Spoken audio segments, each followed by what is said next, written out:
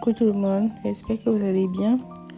Aujourd'hui, je vais vous montrer une petite recette, une petite sauce que je fais pour accompagner mes grillades, pour manger soit parfois du poisson, du poulet braisé ou du porc braisé, en fait tout ce qui est grillade.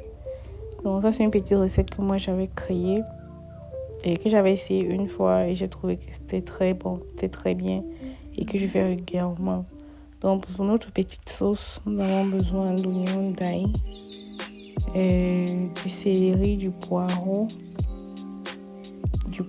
et une tomate ou une demi-tomate. Après ça dépend de vous. Donc là moi j'avais commencé à hacher nos ingrédients. J'avais haché ici oignons et ail et j'avais déjà mis une marmite au feu au préalable qui était à chaud là et j'ai rajouté de l'huile. Et là maintenant je vais laisser l'oignon et l'ail, toute la mixture là dans la marmite. Donc je vais écraser au fur et à mesure tous les ingrédients que je vous ai présentés au début et je vais mélanger tout ça dans la marmite. Là maintenant je vais bien tourner pour que ça se mélange et pendant ce temps je vais continuer à hacher d'autres condiments.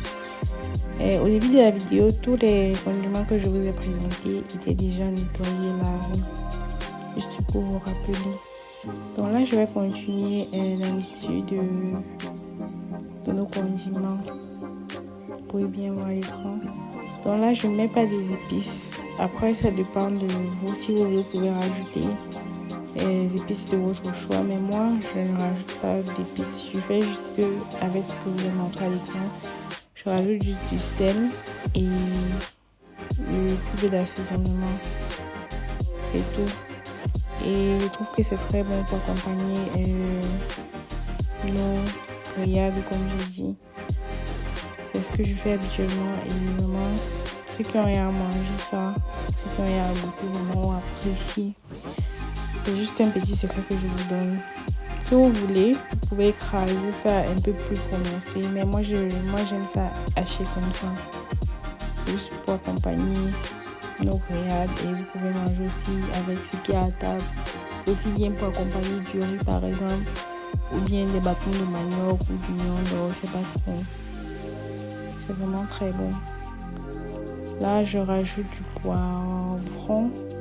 Vous pouvez rajouter du vert ou du jaune si vous voulez. Et là aussi, je rajoute une tomate que je vais tout mixer. J'ai mis juste une tomate.